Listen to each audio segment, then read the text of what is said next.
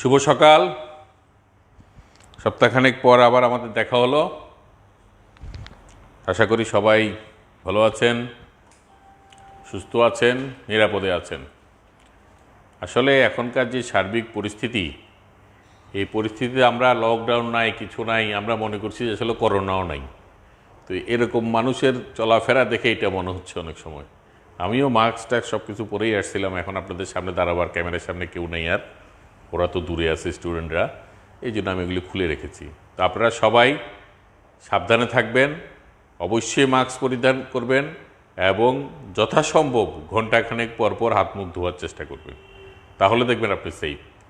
কারণ এখনও আপনাদের মতো বয়সে যারা আছে তাদের টিকা নেওয়া হয়নি। চীনে প্রথম প্রাদুর্ভাবে দেখা গেছে এত ছড়াচ্ছে কিভাবে, তখন তারা দেখলো যে আসলে যারা আক্রান্ত হয়েছে কিন্তু জীবাণুটা বহন করছে, কিন্তু তার মধ্যে কোনো উপসর্গ দেখা যাচ্ছে না, এদের দ্বারা বয়স্করা আক্রান্ত হয়। কারণ এটা এমন একটা অসুখ যেটা বয়স্কদেরকে বেশি পরিমাণে আক্রান্ত করে।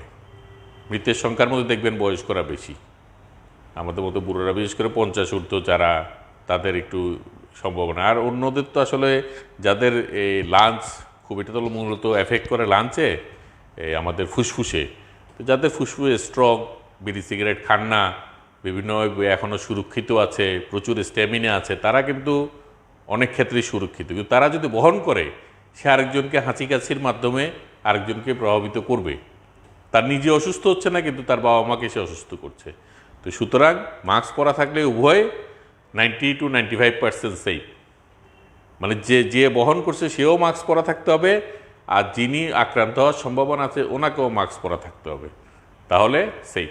তো যাই হোক, এই আজকের ক্লাসে সবাইকে স্বাগত জানাচ্ছি। আমরা গত ক্লাসে মহাস্থানগণ নাকি, গত ক্লাসে আমরা আমাদের প্রাচ্য শিল্পকলার ইতিহাস বাংলাদেশ চ্যাপ্টারের মধ্যে মহাস্থানগণ নিয়ে আলোচনা করেছি। ঠিক একই রকম আমরা দেখেছি যে আমরা এখন আমাদের খুব কাছের যে প্রাচ্য, আজকের বিষয় হচ্ছে প্রাচ্য শিল্পকলার ইতিহাস। প্রাচ্য শিল্পকলার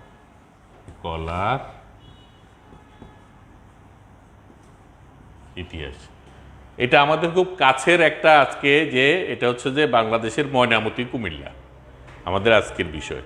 তো এই জন্য এইটা নিয়ে আমি বিস্তারিত সুযোগও নাই, কারণ এগুলি সবগুলি আপনাদের 6 to 9 বইয়ের মধ্যে আছে। এনসিটিভির যে এনসিটিভি বলি, এই ইসের, হ্যাঁ এনসিটিভির যে বই আছে, সেই বইতে এই জিনিসগুলি আছে। তো সুতরাং আপনারা আবার আজকের দিনে আমি যে প্রথমেই বলেছি যে আপনার যদি জানার ইচ্ছা থাকে, জানার আগ্রহ থাকে তত্ত্বীয় ব্যাপারে, তাহলে কিন্তু এটা কোনো অসুবিধা নেই। আমাদের সময় যেরকম সেমিনার ক্লাসের পরে আমাদেরকে লাইব্রেরি স্টাডি করতে হতো, এখন কিন্তু সেই স্টাডিগুলি না করলেও চলে। এখন দেখা যাচ্ছে যে আমরা মোবাইলে বসে, ঘরে মোবাইলে একটা ভালো মোবাইল থাকলে, কম্পিউটার না থাকলে আমরা মোবাইলে এমবি কিনে আমরা এটা করতে পারি। কারণ আমি আসলে আমাদের অনলাইন ক্লাসের কিন্তু ইউটিলিটির চাইতে সামনাসামনি এসে ক্লাস করাটা মানে খুবই জরুরি। আশা করি সামনে আরও বেশি পরিমাণে উপস্থিত থাকার চেষ্টা করবেন। আর এখানে তো অবশ্যই একটা প্রেজেন্টের একটা ব্যাপার আছে, যে উপস্থিতির, আমরা করোনাকালে অনেক কিছুই করেছি। অনেক করোনাকালে যখন লকডাউন ছিল, লকডাউনের কারণে আমরা অনেক অনলাইনে ক্লাসটাকে গুরুত্ব দিয়েছি। কিন্তু এখন অনলাইনে থাকবে, সেটা হচ্ছে আপনাকে রিভিউ করার জন্য। কারণ আমরা ক্লাসে অনেক কিছু মিস করি, সেই রিভিউর জন্য আপনি অনলাইনে ক্লাসটা যে থাকে, সেফ থাকে, সেটা আপনি ওখানে দেখবেন। কিন্তু ক্লাসে উপস্থিতিটা খুবই জরুরি, কারণ আমাদের রেজাল্টের মধ্যে কিন্তু এটার একটা প্রভাব আছে। আপনি কত % উপস্থিত ছিলেন, কে কত % ছিল, সুতরাং এই জিনিসগুলি আপনারা খেয়াল করবেন। যাই হোক, আজকে প্রাচ্য শিল্পকলার ইতিহাসের মধ্যে আমাদের যে ময়নামতি, হ্যাঁ প্রাচ্য শিল্পকলার ইতিহাস কিসে, আচ্ছা লিখছি, অসুবিধা, বিষয়, আর এটা হচ্ছে বিষয়বস্তু না, বিষয় হচ্ছে প্রাচ্য শিল্পকলার ইতিহাস। আজকে হচ্ছে 20/8 21 আজকের তারিখ। এটা তারিখ লিখলাম না, তারিখ দেখলে বোঝা যায় এটা তারিখ, ফরমেশনে বোঝা যায়। আর হচ্ছে আজকে বিষয়বস্তু হচ্ছে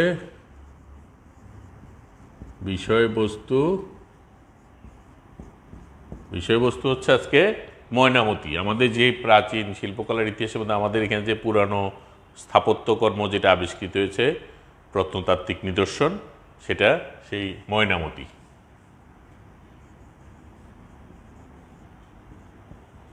ময়নামতি এটা কোথায়? কুমিল্লায়। হ্যাঁ, তাড়াতাড়ি করতেছি তো এই জন্য কিছু বাদ রয়ে যাচ্ছে। কুমিল্লা। অনেকে বলে স্যার আমার ক্লাসেও, স্যার একটু আস্তে আস্তে ড্রয়িং করেন, স্যার একটু আস্তে।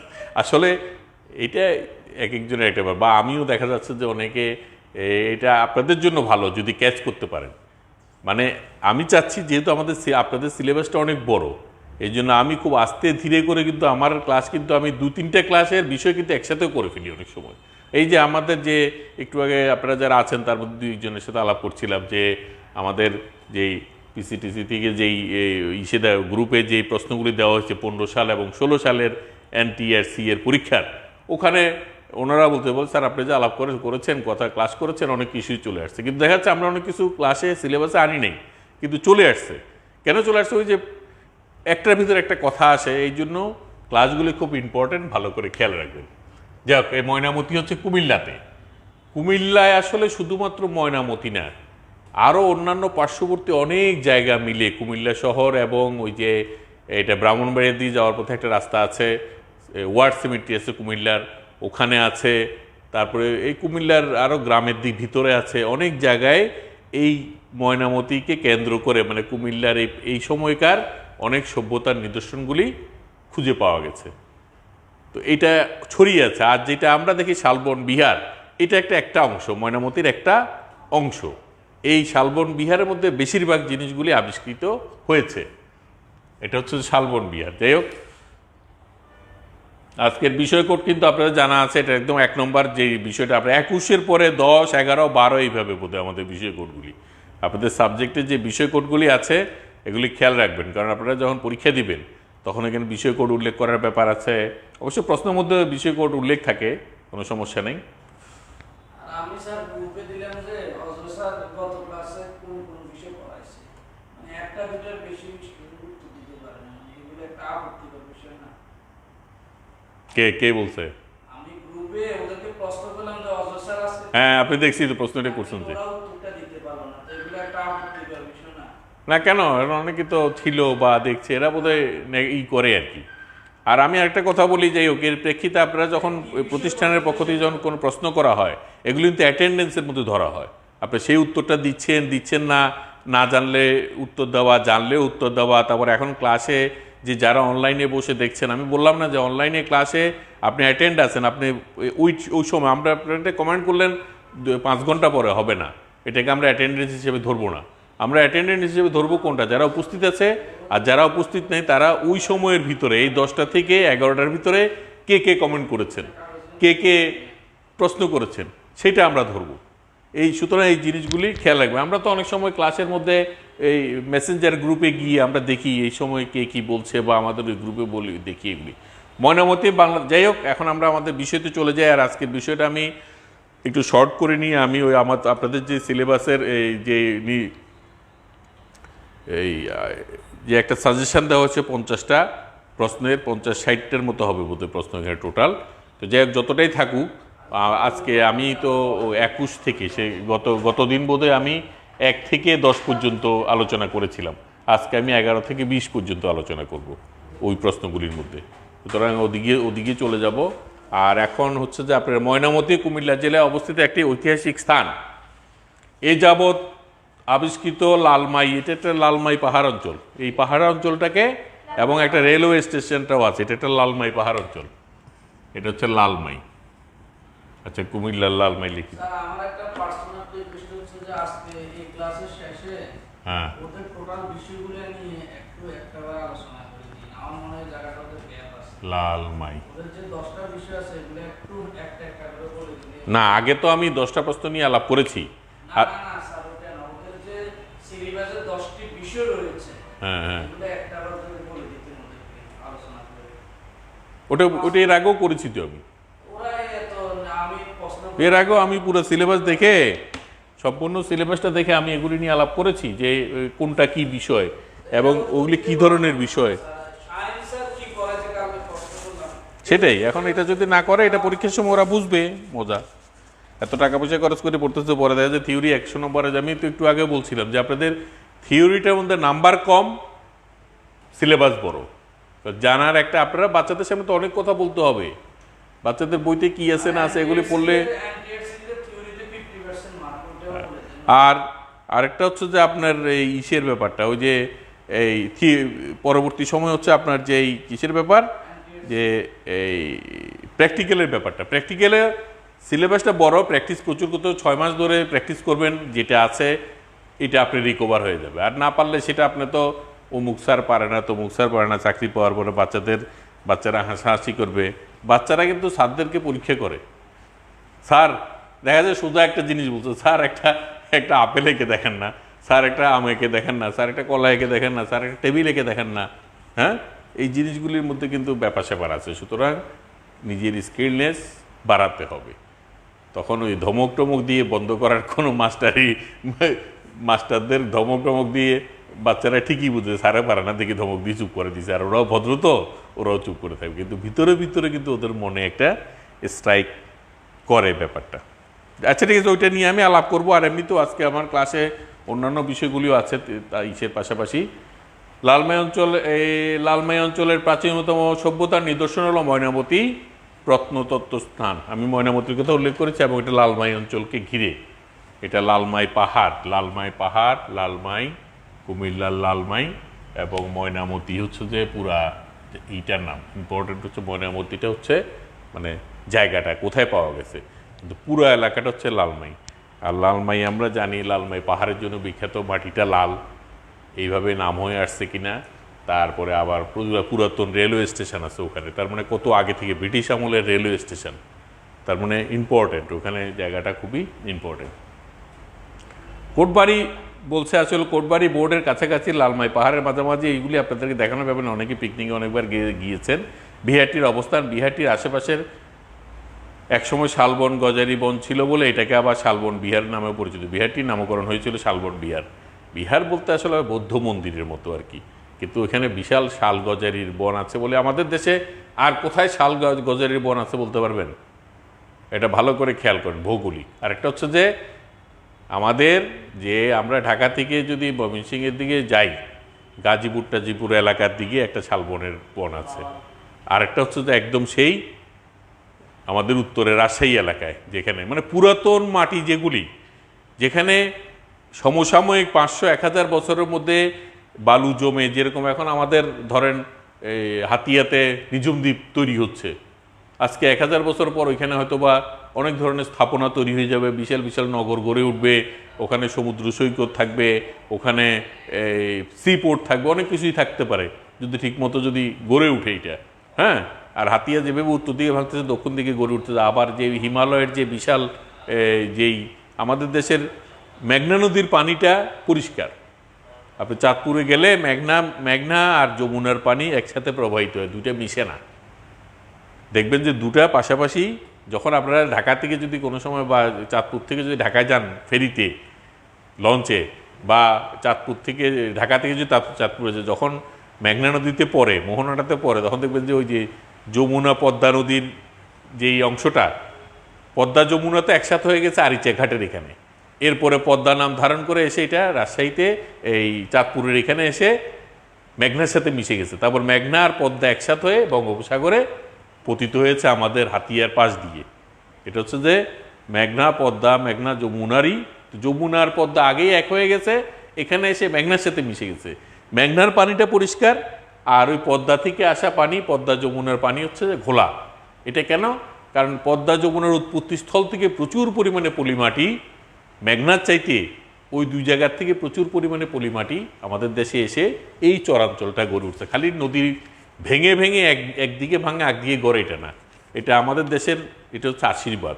হিমালয় এলাকা থেকে প্রচুর পরিমাণে পলিমাটি এসে আমাদের এখানে চরগুলি তৈরি হচ্ছে। কারণ সমুদ্র কিছু নিয়ে যায় না, সব কিছু ফেরত দেয়। অনেক কিছু পরে একটা কথা আছে না, জোয়ার ভাটা, ওই যে এই জোয়ারের পানির সাথে ওগুলি দেখা যাচ্ছে তলে তলে জমতে জমতে জমতে জমতে তারপরে উড়ি জমে, উড়ি চর আছে না, উড়ি জমে উড়িগুলি পচে, আবার নতুন করে উড়ি জমে, এভাবে বছরে বছরে যদি বছর বছর যদি আধা ইঞ্চি 1 ইঞ্চি করে করে বাড়তে থাকে, এগুলি একসময় বিশাল স্তরে পরিণত হয়ে যায়, তাই না ব্যাপারটা?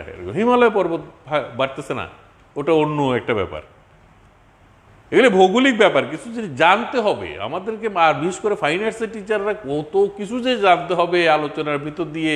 আর আপনি যত জানবেন তত আপনি বাচ্চাদের কাছে জনপ্রিয় হবেন, যে স্যারের ক্লাস যাতে মিস না করে। আমাদের ইউনিভার্সিটিতে আমরা যখন ক্লাস করতাম মাস্টার্সে, আমাদের আমরা ওই এই মুর্তজা বশির স্যার কখন ক্লাস নিবে, ওনার ক্লাসে যাওয়ার জন্য অন্য ক্লাস থেকে আসতো। আবার থিওরি ক্লাস করতে গেলে আমরা আমাদের বন্ধুদের ক্লাসে শুনেছি, এই মমতাজউদ্দিন আহমেদ, উনি তখন চিটাং কলেজের টিচার, অন্য কলেজের ছেলেরা বা অন্য ক্লাসের ছেলেরা এসে বাংলা ক্লাসে পিছনে বসে থাকতো মমতাজ স্যারের ক্লাস দেখার জন্য। এগুলো একটা টিচারদের আকর্ষণ, কারণ তাদের ক্লাস করতে গেলে অনেক জ্ঞান বাড়ে, অনেক কিছু হয়। এই জন্য ওরকমভাবে আপনাদেরকে স্কিলনেস তৈরি করতে হবে। আমাদের দেশে এই হিমালয় যে পর্বতশৃঙ্গ এভারেস্ট, এখানে গবেষণা করে দেখা যায় প্রতিনিয়ত কোনো সময় বাড়ে, কোনো বিশেষ করে বাড়ার ব্যাপারটা আর কি, এই 10 বছরে নাকি আধা ইঞ্চি 1 ইঞ্চি করে বাড়ে। এটা কেন? এই যে বিশাল দক্ষিণ, এটা কিন্তু পাহাড় দুইভাবে সৃষ্টি হয়, একটা হচ্ছে আগ্নেয়গিরি অগ্নুৎপাতের ফলে, ভূমিকম্পের ফলে, হ্যাঁ, আগ্নেয়গিরি অগ্নুৎপাতের ফলে, আরেকটা হচ্ছে যে ভূমিকম্প প্লাস ওই যে মাটির যে ঘর্ষণ, ওই যে বলে না স্ল্যাবগুলি নাড়াচাড়া হচ্ছে, ভূমিকম্প হচ্ছে, এই স্ল্যাবগুলি একটার সাথে লেগে যায়।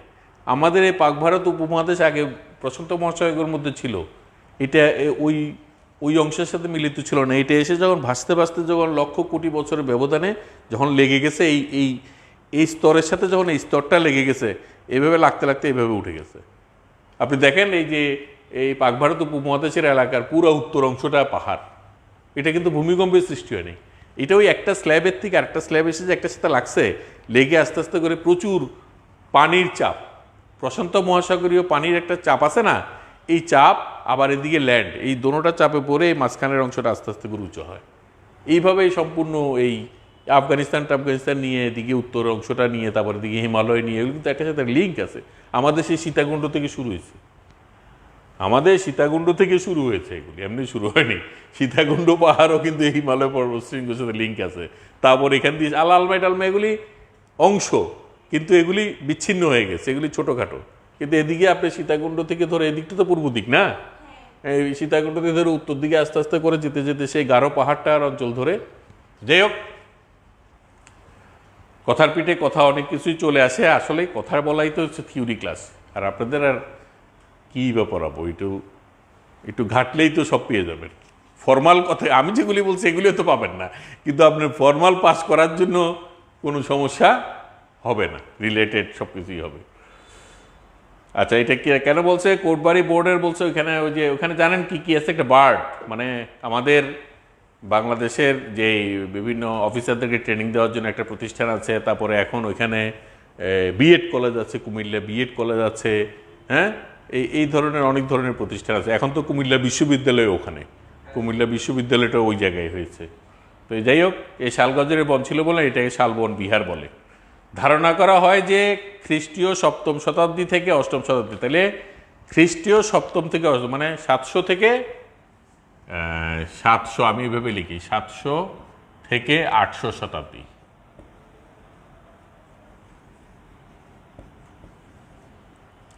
এই সময়টায় তৈরি। এটা প্রথম অংশ, প্রথম আপনি তাহলে এখন থেকে কত, আমি যদি 2000 ধরি এখন, তাহলে 800 বাদ দিলে 1200, তাহলে প্রায় 1200 বছর আগের না, হ্যাঁ, 1200-1300 বছর আগের। তো যাই হোক, এই প্রথম ভাগে দেববংশের 4র্থ রাজা ভবদেব এবং ভবদেব এই বৌদ্ধ বিহারটি নির্মাণ করেন। শালবন বিহারের 6টি নির্মাণ ও পুনর্নির্মাণের পর্বের কথা এখানে বিভিন্ন সময় যে বিভিন্ন প্রত্নতাত্ত্বিক পরীক্ষা নিরীক্ষার পরে দেখা গেছে এটা বিভিন্ন সময় সংস্কার করে করে বড় করা হয়েছে। একসাথেই এত বড় বিহারটা যে 1 বছর 2 বছর লাগছে একটা বিহার বানিয়ে ফেলছে, তাজমহল যেরকম একসাথে উদ্যোগ নিয়ে একসাথে বানিয়ে ফেলছে, ব্যাপারটা সেরকম না। বিভিন্ন স্তরে স্তরে এসে এখানে দেখা যাচ্ছে 6টি স্তরে, এই 6টি স্তরে এই ভবনটা আবার পুনর্নির্মাণ পর্বের কথা জানা যায়। খ্রিস্টীয় 8ম শতাব্দীর মধ্যে 3য় পর্যায়ের কেন্দ্রীয় মন্দিরটি নির্মাণ করা হয়, যেটা কেন্দ্রে যে মন্দিরটা আছে সেটা 3য় পর্যায়ের মন্দির নির্মাণ করা হয়। বিহারটি বিহারটি সার্বিক সংস্কার হয় বলে অনুমান করা হয়। 4র্থ এবং 5ম পর্যায়ের 4র্থ ও 5ম পর্যায়ের কাজগুলো সংস্কার সম্পন্ন হয় 9ম এবং 10ম শতাব্দীতে, মানে সর্বশেষ 9ম 10ম শতাব্দীতে এসে, এবং এই যে 900 এবং প্রায় 1000, তাহলে 1000 শতাব্দী পর্যন্ত চলে 4র্থ, 1000 শতাব্দী 4র্থ এবং শেষ সংস্কার।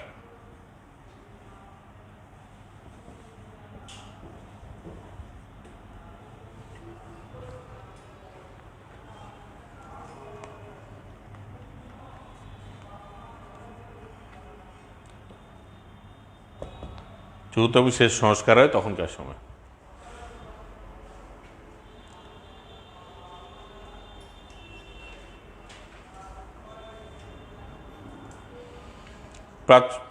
যাই হোক, এখন আকারে এটি চৌকা এবং চারকোনা আকৃতির জায়গার মধ্যে শালবন বিহারের, আপনাদের এই কথার পিঠে কথা চলে আসে। আমি তো ক্লাসগুলি দেখেছি আপনাদের ওই যে বেসিক ড্রয়িংয়ে ক্লাস করার সময়, ত্রিভুজ চতুর্ভুজের যে সংজ্ঞাটা আপনারা দিয়েছেন, অনেকে বলেছেন, আমি দেখেছি যে ওইখানে আপনাদের কিছুটা, ত্রিভুজ মানে 3 বাহু সমষ্টি দ্বারা বেষ্টিত ক্ষেত্রটা ত্রিভুজ, চতুর্ভুজ মানে চতুর্ভুজ 4 বাহু সমষ্টি দ্বারা এই চতুর্ভুজ 4 বাহু দিয়ে ক্ষেত্র। কিন্তু আপনারা বলার সময় এখানে কেমন করে যেন বলেছেন, পুরোপুরি পরিষ্কার না। তাহলে মাথায় রাখতে হবে, এই জিনিসগুলি ক্লিয়ার হতে হবে, কারণ টিচার তো আপনারা, টিচাররা যদি এই সমস্ত কনসেপ্ট যদি না হয়, তা বেসিক ডিজাইনের আরেকটা জিনিস খেয়াল করবেন, আপনার ক্লাসটা আপনার রং দেওয়ার যে পদ্ধতিটা কিন্তু পেন্সিল দিয়ে হবে না। বেসিক ডিজাইনে সবসময় রং দিতে হবে কালি দিয়ে, যাতে রংটা থাকে একই রকম, সাদা কালো, সাদা কালো, এখানে গ্রেডেশনের কোনো সুযোগ নেই।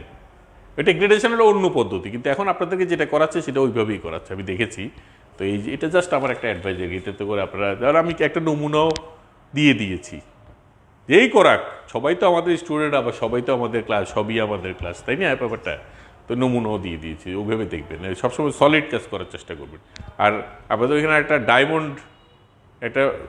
ডায়মন্ডটা কিন্তু পেন্সিল না, ডায়মন্ড এক ধরনের কালি পাওয়া যায়, যেটা কলমের ভিতর ঢুকিয়ে আমরা একসময় ওই বিভিন্ন ড্রয়িং পেন পাওয়া যায়, স্ট্যাডলার কোম্পানির ড্রয়িং, মোটা লাইন দেওয়ার জন্য, চিকন লাইন দেওয়ার জন্য, ড্রাফটিং করার জন্য 5 পয়েন্ট 10 পয়েন্ট মোটা লাইনার পেন আছে, ওইগুলির কালি শেষ হয়ে গেলে ওইখানে ঢুকান।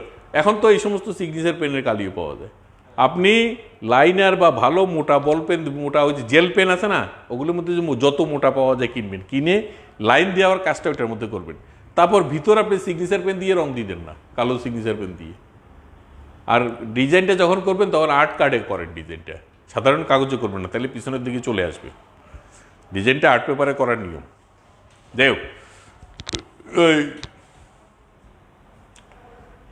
এগুলি এভাবে ছিল। প্রত্নতাত্ত্বিক খননের মাধ্যমে বিহারটির ধ্বংসাবশেষ থেকে 8টি তাম্রলিপি, দেখেন কী কী পাওয়া যায় ওখানে। এটা এত আরও অনেক কিছুই ছিল, কিন্তু যেগুলি এখন পর্যন্ত উল্লেখ আছে সেটা হচ্ছে যে, আচ্ছা এটা হচ্ছে স্থাপনাটা একটু বলে দিই। বিহারের চারপাশে দেয়াল 5 ফুট পুরু, মানে দেয়ালটাই পুরুত্ব হচ্ছে 5 ফুট। আপনারা তো অনেকে গেছে, কেউ গেছেন নাকি শালবন বিহারে? দেখছেন? গেছে, যাওয়ার কথা। আর আমরা পিকনিকে সবসময় ওখানে যাই, আমিও 3-4 বার গেছি, স্কুলে বাচ্চাদেরকে নিয়ে পিকনিক করেছি, নিজে উদ্যোগে গিয়ে। আর দেখার তো শেষ নাই। এখনও সেদিন আমি আপনাদের ক্লাস করানোর জন্য একটু প্রিপারেশন নেওয়ার জন্য আমি শালবন বিহারটা নিয়ে একটু ঘাটাঘাটি করতেছিলাম। দেখি যে কিরে, আমি তো এখনও ওই যে ব্রাহ্মণবাড়িয়া যাওয়ার সময় সিলেট যে রোড, ওটার পাশে ওয়ার্ড সিমেট্রি, এবং ওখানে যে ওই যে রানী সেরি যে কথাটা আসবে, ওই যে প্রাসাদটা আছে শালবন বিহারের অংশ হিসেবে, এগুলি আমি দেখি নাই। ওখানে দেখার ব্যাপার। তারপরে গ্রামের ভিতরে আরেকটা আছে, আরেকটা স্থাপনা আছে, এগুলি পরবর্তী সময় কথাগুলি আসবে। সুতরাং অনেক কিছুই দেখার। আমরা হয়তো গেছি শুধু শালবন বিহারটা দেখেছি, কিন্তু এটার বাইরেও তো ময়নামতি সভ্যতা অনেক জায়গা ছড়িয়ে আছে, কারণ পুরো এলাকাটাই তো ময়নামতি। এটা অনেক জায়গা ছড়িয়ে আছে। বিহারের বাইরে প্রবেশদ্বারের একটা ওখানে একটা সবচেয়ে সুন্দর জিনিস যে একটা গেট পাওয়া গেছে, কিন্তু একটা গেট দেখছেন না, ইটি লাগানো, টাইলস দেওয়া, এটা পোড়ামাটির তৈরি করে একটা গেট ওটা সেটিং করা হয়েছে, ওটা কিন্তু ওখানে ওইগুলি পাওয়া গেছে। একটি মাত্র পথ ছিল বিহারের বাইরে প্রবেশদ্বারের দক্ষিণ পূর্ব কোণে একটি হলঘর রয়েছে। হলঘরটি এটা বাইরে ভিক্ষুদের খাবার এবং ধারণা করা হয় হলঘরের মাপ প্রায় খাবার ঘর আর কি, এবং হলঘরের মাপ প্রায় 10 মিটার বাই 20 মিটার। প্রত্নতাত্ত্বিক খননের মাধ্যমে বিহারটির ধ্বংসাবশেষ থেকে 8টি তাম্রলিপি মানে তামার তৈরি যে সিলমোহরের মতো এগুলি পাওয়া গেছে। তারপর 400টি স্বর্ণ রৌপ্য মুদ্রা, তার মানে রৌপ্য মুদ্রা, ওই যে তখনকার সময় মহাস্থান করে একবার পাওয়া গেল না একটা রৌপ্য এই ধরনের লিপি, ওইটাতে কি লেখা ছিল? ওটাতে লেখা ছিল যে ওই যে উনি যে আমাদের অশোকের সময়, সম্রাট অশোকের সময় যে নির্দেশগুলি দেওয়া হয়েছিল এটার মাধ্যমে, যে এখানে আদেশ নির্দেশ দিয়ে একটা সিল পাওয়া গেছিল, যে এখানে ওই যে অভাব অনটনের জন্য সাহায্য করার জন্য একটা নির্দেশনামা ছিল, একটার সাথে একটা রিলেটেড। ঠিক ওখানেও এগুলি দীর্ঘদিনের ব্যবধানে প্রায় কাছাকাছি হয়ে গেছে, কিন্তু সবগুলি সভ্যতায় প্রায় কাছাকাছি। প্রত্নতাত্ত্বিক খননের মাধ্যমে এগুলি পাওয়া গেল। এরপরে 400টির মতো তাম্র অসংখ্য পোড়ামাটির ফলক। টেরাকোটা একটা বিরাট ব্যাপার, আমি তো বারবার বলতেছি, পোড়ামাটির ফলকটা হচ্ছে টেরাকোটা, মাটিকে পুড়িয়ে ফেলে টেরাকোটা করা, এর পোড়ামাটির ফলক। তারপরে সিলমোহরটা কি, যেটা আমাদের সেই আমি সিলমোহর শব্দটা কিন্তু আগে সিন্ধু সভ্যতা যখন পুড়িয়েছিলাম তখন আসছিল কথাটা, ওখানে ইম্পর্টেন্ট প্রত্নতাত্ত্বিক নিদর্শনের মধ্যে ওটা সিলমোহরটা ছিল ইম্পর্টেন্ট। এগুলি হচ্ছে রাজা বাদশাদের বিভিন্ন কর্মকাণ্ড, বিভিন্ন যে ঘোষণাপত্র, এই ঘোষণাপত্রের মধ্যে সিল মেরে দিত। এখন আমরা যে সিল মারি না, নামের ঠিকানা টেকানা দিয়ে অ্যাটাচ করার সময় দিই, এগুলি চালু তখন থেকে ছিল, যে এটা রাজার সিল, এটা মন্ত্রীর সিল, এগুলিকে এই জন্য সিল মারব। অথবা আরও আছে, এগুলিকে মানে এই সিলমোহরগুলি অন্য কাজেও ব্যবহার করতো, মানে এগুলি আবার দেখা যাচ্ছে যে মাল্টি পারপাস, যেমন ধরেন পোড়ামাটির ফলক, বড় সিলমোহর, ওখানের মধ্যে কাদামাটি লাগিয়ে আস্তে করে শুকানোর আগে তুলে ফেলতো, তুলে ওইটা হুবু অনেকগুলি একই রকম বানানো যেত। খোদাই করা সিলমোহর কপি করা সাজ বলে আর কি, পিঠা সাজ পাওয়া যায় না বা গ্রাম দেশে এখন বা মেলায় পাওয়া যায় না, এই সাজগুলিকেও আবার সিলমোহর বলা হয়। এগুলি থেকে অনেক কিছু তৈরি করা হতো ওই ধরনের করে। অনেক সময় যেটা বললে খুব সহজে বুঝবেন, সেটা অনেক সময় এই কথাগুলি আসে না, আপনাদের থেকে রিপ্লাই করবেন। আসলে পড়াশোনাটা ইন্টারেকশান, একজনের সাথে একজনের, এখানে জানা কোনোদিন একপাক্ষিক হয় না। আমি লেকচার দিয়ে গেলাম, আপনারা মাথা নাড়লেন, অথচ বুঝলেন না, বা আরেকজন বুঝলেন না, হা করে রইলেন। এই জন্য সবসময় ইন্টারেকশান করবেন, আর আপনারা যে বয়সের যত কথা হবে ততই ভালো। একসময় দেখা যায় আমি কিছু বুঝতেছি না আপনাদের, তখন আমাকে আরও পড়াশোনা করতে হবে। ওই পর্যায়ে ছাত্ররাই তো আসলে স্ট্রং। আগে আমি দেখতাম ওই বড়দের মধ্যে আমার দুলাভাই চিটাগাং ইউনিভার্সিটির প্রফেসর ছিল, এখন এই সপ্তাহে 2-1 দিন দেখতাম যে রাতে খুব পরে, অনেক রাত পর্যন্ত। আমাদের স্কুলে পড়ি তখন, মাত্র ছোট প্রাইমারি স্কুলে পড়তে, চিটাগাং ইউনিভার্সিটি স্কুলে পড়তাম। তো দিদিকে বলতাম, কী রে দাদাবাবু পড়ে কেন? আমি দুলাভাইকে বড় দুলাভাই দাদাবাবু বলতাম, দাদাবাবু পড়ে কেন? উনি তো এখন প্রফেসর। কালকে ক্লাস আছে, ওটা বুঝতাম না, কালকে ক্লাস আছে মানে এই যে প্রিপারেশন নিয়ে যাওয়া। আজকালকার দিনে তো ধমক দিয়ে বসে দেওয়া, এই করা সেই করা, তারপরে টিচাররা ওরকম প্রিপারেশন না, ইউনিভার্সিটি টিচাররা প্রাইভেট পড়ায়। তো এগুলি পড়ালেখার আগের জায়গায় আছে নাকি? আগের জায়গায় নাই পড়ালেখা। আর এখন এত সুযোগ তৈরি হয়ে গেছে, ক্লাস না করলেও কোনো সমস্যা হয় না ওই ইউনিভার্সিটি লেভেলে। অনলাইনে এত কিছু পাওয়া যায়। হ্যাঁ, তথ্য প্রযুক্তিতে যোগাযোগ করার কোনো নেই, মানে বাধা নেই। অবাধ তথ্য প্রযুক্তির যুগ এখন। আপনি কোথেকে আসছেন? বাসা কোথায়? এর মধ্যে তো আসেন নাই কোনোদিন। দাগনভূঞা থেকে উনিও আসছে। আর আপনি হ্যাঁ, দাগনভূঞা। তা আপনারা দাগনভূঞা 3 জন হয়ে গেছেন, খারাপ কি? যোগাযোগ রাখবে একজনের সাথে একজনের। হ্যাঁ, সামনের প্র্যাকটিক্যাল ক্লাসে আলাপ করবো, নাকি মজা একটা জোক আছে, উনি কাটিস পেপার কিনতে গিয়ে কি কিনছে সেটা বলবো। আর এই ব্যাপারে কিছু আগামী আগস্ট মাস, এই আগস্ট মাসে এসে জানুয়ারি, জুলাই, আগস্ট, সেপ্টেম্বর মাস থেকে আপনারা কেউ বাজার থেকে খাতা কিনবেন না, কারণ আপনারা একজন এক রকম বুঝেন না, কিছু না। আমি ওনার সাথে আলাপ করেছি, আমাদের রুবেল ভাইয়ের সাথে আলাপ করেছি, ওনাকে আমি বলেছি কষ্ট করে হলেও এই 80 গ্রাম অফসেটের লিগেল সাইজ, মানে 8.5 বাই 14 এই সাইজের কাগজ নিয়ে একটা সিলাই করে উনি এখানে উনি কাউকে দিয়ে আর উপরে একটা ব্রাউন পেপারের কভার দিয়ে একটা লেভেল থাকবে, কি কি রিকোয়ারমেন্ট লাগবে, নাম, ঠিকানা, রোল, এগুলি একটা লেভেল লাগিয়ে দিয়ে এটা যত খরচ যায় সেটা আপনাদের থেকে নিয়ে ফেলবে, আপনারা এখান থেকে নিয়ে নেবেন। আগামী সেপ্টেম্বর মাসের খাতাগুলি সব একই রকম হবে সবার, হ্যাঁ সবার একই রকম। জুলাই আগস্টে তো সবাই করে ফেলছেন বা করছেন, এটা নিয়ে আর বলছে, কিন্তু সেপ্টেম্বর মাসের খাতাগুলি সবার একই রকম এবং এটা আপনারা প্রতিষ্ঠান থেকে নেবেন। এটা আমার, এটা আমি আইডিয়াটা দিছি ওনাকে। হ্যাঁ সেটাই, আপনার বাইন্ডিংয়ে প্রতিটার মধ্যে যেটা যায়, আপনার কাগজের দাম, আর কাগজ বেশি দেওয়ার দরকার নেই, আপনি দরকার আমি কমিয়ে দিলাম 80টা দিয়েন কাগজ, 80টা দিয়ে দেন, 100টা দেওয়ারও দরকার নেই, 120টাও দরকার নেই, 80টা কাগজ। 80 গ্রাম অফসেট তো যদি সাধারণ ড্রয়িং করেন দোনো পৃষ্ঠায় করতে পারবেন, আর ডিজাইন করলে 1 পৃষ্ঠায় করা যাবে, অসুবিধা নেই। এটাতে আপনি ডিজাইনে করতে পারবেন, করতে, তবে water colour, pastel colour, water colour করতে পারবেন না, প্যাস্টেল কালার করতে পারবেন, তারপরে পেন্সিল কালার দিয়ে কাজ করতে পারবেন, সমস্যা নেই। এটা তো আমাদের কাজ দেখার ব্যাপার। আমরা যদি দেখি যে কাগজের কারণে কাজটা কিছু খারাপ মনে হচ্ছে, সেটা আমি বুঝবো, কিন্তু আমাদের যে প্র্যাকটিক্যালটা খুবই জরুরি। আমরা যে সরাসরি ঘন্টার পর ঘন্টার প্র্যাকটিক্যাল, আপনাদের নির্দেশনা আছে, আপনাদের এখানে নির্দেশনা আছে, আমি তো কথার পিঠে কথা অন্যদিকে চলে যাচ্ছি। যাই হোক, এটা আমি পরবর্তীতে ব্যবহারিক ক্লাসে বলবো। তাহলে এই জিনিসগুলি পাওয়া গেলে এরপরে ময়নামতি প্রত্নস্থলের কিছু উল্লেখযোগ্য স্থাপনাগুলি কি কি দেখেন। কোটালীমুড়াটা কি? কুমিল্লার ময়নামতি সেনানিবাস এলাকায় একটি প্রত্নস্থান। আপনি দেখেন এই যে এখন ময়নামতি এলাকাটাতে কি কি আছে, আমরা তো খালি শালবন বিহারের কথা জানি, তাহলে এখানে প্রধান আরেকটা হচ্ছে কোটালীমুড়া, শালবন বিহার বাদ দিল। কোটালীমুড়াটা হচ্ছে যে সেনানিবাসের এলাকায় একটি প্রত্নস্থান।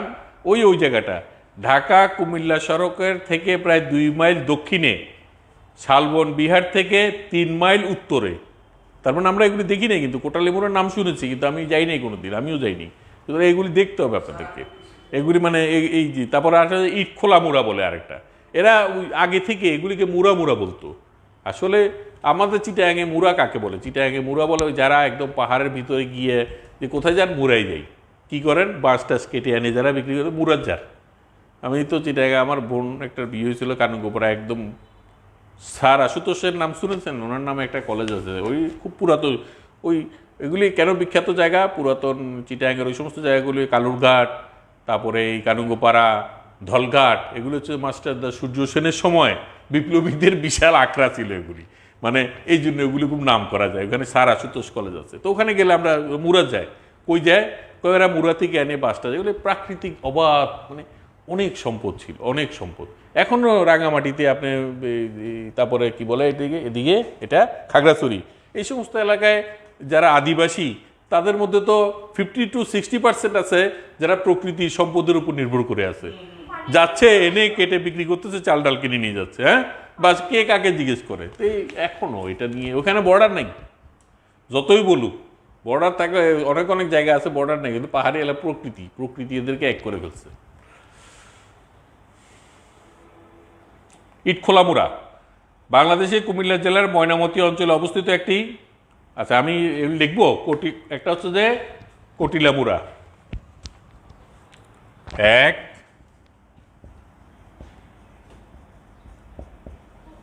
কটিলামুড়া,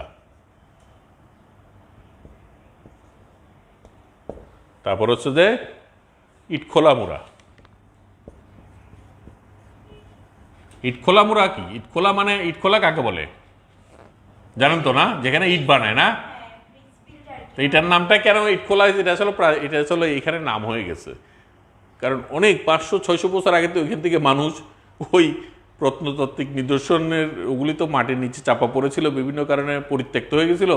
দেখা যাচ্ছে যে এগুলি এই 200-300 বছর আগে থেকে মানুষ ওইখানে খুঁড়ে ইট পাইতো, হ্যাঁ এই নামটা এইভাবেই হয়ে গেছে যে এখানে ইট খোলা। পরে এগুলি যখন আবিষ্কার হয়েছে ওখানে ওগুলি বন্ধ হয়ে গেছে, দেখে যে কি এটা তো পুরানো স্থাপনার একটা অংশ, আমরা যে কিভাবে ধ্বংস করেছি নিজের অজান্তে, এগুলি আমরা নিজেরাই জানি না। এটা স্বাভাবিক, মানুষের দরকার, এই জন্য পাওয়া যায়। এই যে বাংলাদেশ কুমিল্লা জেলার ময়নামতি অঞ্চলে অবস্থিত একটি প্রত্নতাত্ত্বিক, কুমিল্লা সদর উপজেলা হতে পশ্চিম দিকে 8 কিলোমিটার দূরে, প্রাচীন কাল থেকে ইট পোড়ানোর খনি হিসাবে ব্যবহৃত হয়ে আসছে। মানে বিভিন্ন জায়গায় যে এই সমস্ত স্থাপনাগুলি গড়ে উঠেছে সেই আগে থেকে ওখানে ইট তৈরি করা হতো বা পাওয়া যেত আর কি, এই জন্য এর নামকরণ করেছে। তারপর হচ্ছে রূপবান মুরা। মোবাইল বন্ধ রাখেন। রূপবান মুরা, ইটখোলা মুরা গেল, রূপবান মুরা। এটাও মুরাটি পূর্ব পাশের প্রকোষ্ঠ থেকে বেলে পাথরের কারুকাজ করা বৃহদাকার একটি বৌদ্ধ মূর্তি পাওয়া যায় এখানে। এটা এটা ইম্পর্টেন্ট হচ্ছে, এখানে বড় এটা মিউজিয়াম আছে। এটা সাধারণত এটা এটা ধারণা করা হয় যে সপ্তম থেকে অষ্টম থেকে বা 1200 খ্রিস্টাব্দের মধ্যে এটা তৈরি করা হয়েছে। তারপর আসেন ময়নামতি পত্র, এটা তো ময়নামতি তো আমরা উল্লেখ করেছি। তারপর হচ্ছে চারপত্র মুরা বাহা বা লহর মাধব মন্দির, বিশেষ করে চারপত্র মুরাটার নামটা বিখ্যাত, লহর মাধব মন্দির নামটা আগে শুনি নেই। তো যাই হোক, এটা হচ্ছে চারপত্র মুরা, এই ওইটার নামে আবার অনেকে এটাকে লহর মাধব মন্দির বলে এলাকায় বিভিন্ন ধর্মীয় কারণে হোক আর যে কারণে হোক নামগুলি পরিবর্তন হয়ে যায়। কারণ এটা যখন আবিষ্কৃত হয় কেউ বলে মন্দির, কেউ বলে মসজিদ, কেউ বলে উপাসনালয়, কিন্তু মূলত এগুলি তো বৌদ্ধ সভ্যতারই অংশ। বৌদ্ধরা যখন অশোকের পতনের পর যখন দলে দলে মানুষ যখন বিতাড়িত হচ্ছিল ভারতের অশোক সাম্রাজ্য থেকে, তখন তারা যে দিক দিয়ে এই যে এরা এতগুলো, এদের উদ্দেশ্য ছিল যে যতটুকু গিয়ে টিকে থাকা যায়, এই জন্য তারা অজান্তা ইলোরা তৈরি করেছে, তারা মহাস্থানগড় করেছে, তারা পাহাড়পুর করেছে, আস্তে আস্তে দক্ষিণে আসছে, কিন্তু দক্ষিণ পূর্ব দিকে আসছে। তারা কুমিল্লা এসে অবস্থান নিয়েছে, তারপর তারা চট্টগ্রামে অনেক অনেক স্থাপনা খুঁজে পাওয়া যায়। তারপর আস্তে আস্তে তারা আমাদের চীন, জাপান টাপান এই সমস্ত জায়গায় বৌদ্ধ ধর্মের একটা যে বিরাট প্রভাব এই জায়গায় আকর্ষণ, এটা কিন্তু একটা বাস্তববাদী ছিল। বৌদ্ধ ধর্মে কিন্তু আধ্যাত্মবাদের চাইতে বাস্তববাদের, বৌদ্ধ ধর্মের যে বৌদ্ধের যে বাণীগুলি আছে এগুলি সব বাস্তব। এখন না সব ধর্মই আধ্যাত্মিক হয়ে গেছে। আসলে সব ধর্মের মধ্যে বাস্তববাদিকতার একটা যদি না থাকে সেই ধর্ম কোনোদিনও পপুলার হয় না, সেই ধর্ম কোনোদিনও পপুলার হয় না। বাস্তবে এসে যদি আমাদের এই হযরত মুহাম্মদ যদি ওহী বিভিন্ন সমস্যার সমাধান করার জন্য ওহী আসতো ওনার কাছে, এই ওহী এসে বাস্তবতার ভিত্তিতে উনি ব্যাখ্যা বিশ্লেষণ করে ওহীগুলি বলতো এবং ব্যাখ্যা বিশ্লেষণ করে এগুলি দেখিয়ে দিত, ওইটা বাস্তব সমস্যার সমাধানের ভিত্তিতে, তাই না ব্যাপারটা? তো এইভাবেই তো একটা ধর্মগ্রন্থ তৈরি হয়ে গেছে।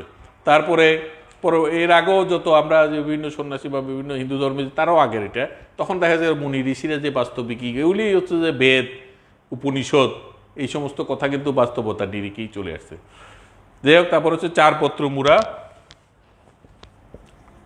চারপত্র মুরা।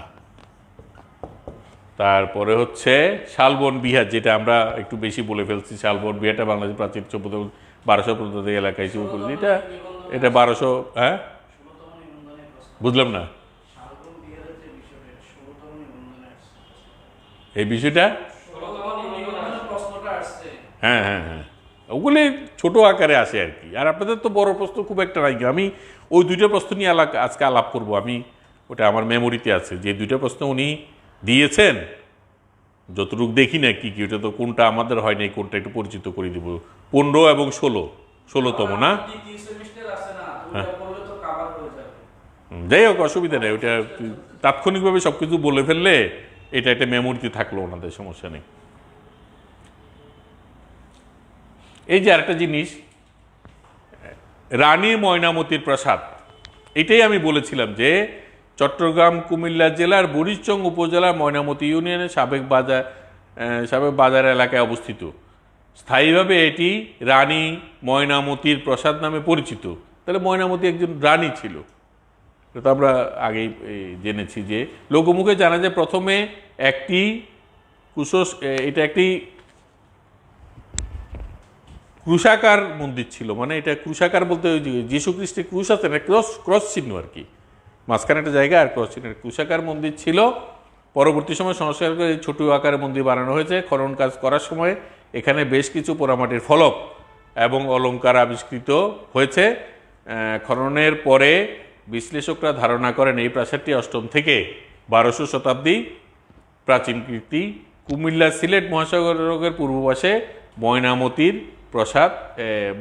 প্রাসাদ অপরূপ লীলাভূমি। ওইখানে আবার একটা কুমিল্লা থেকে কি বলছে, সিলেট সড়ক, ওই যে যেটা আমাদের ওই সেনানিবাস থেকে যেটা উত্তর দিকে চলে গেছে, যেই রাস্তাটা, ঢাকা তো গেছে পশ্চিম দিকে, ঢাকার রাস্তা, আর উত্তর দিকে একটা রাস্তা চলে গেছে ময়নামতি ক্যান্টনমেন্টের ওখান থেকে ডান দিকে চলে গেছে, যেটা আমি বললাম যে সিলেট মহাসড়ক, ওটার বাম পাশে একদিকে হচ্ছে যে আবার ওখানে আরেকটা জিনিস আছে, এটা প্রত্নতাত্ত্বিক না, ঐতিহাসিক একটা স্থান আছে, যেটা একটা ওয়ার সিমেট্রি আছে।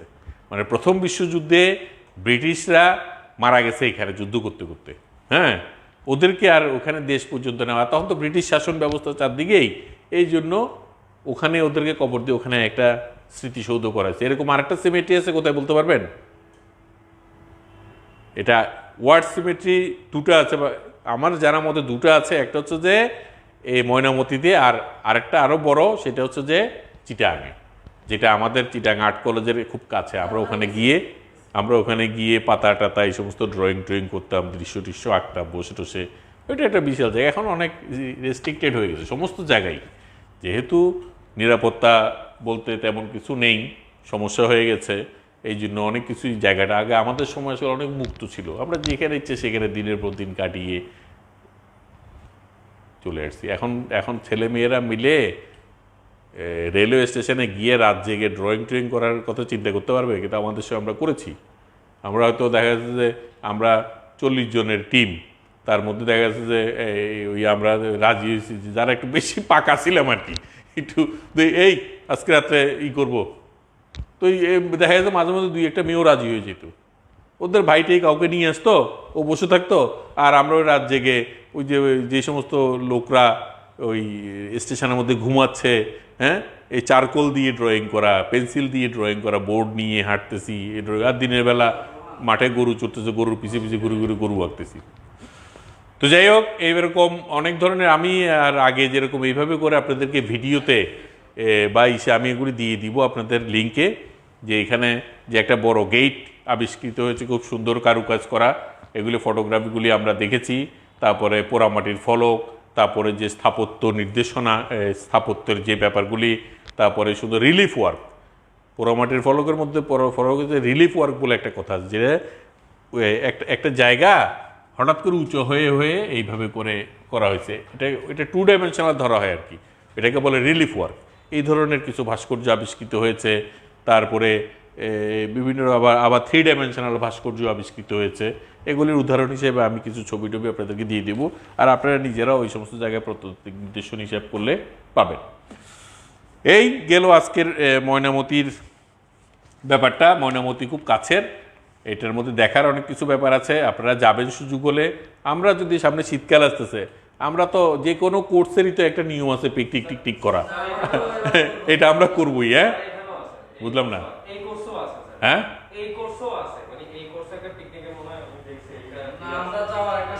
হ্যাঁ আমরা বুঝলাম না,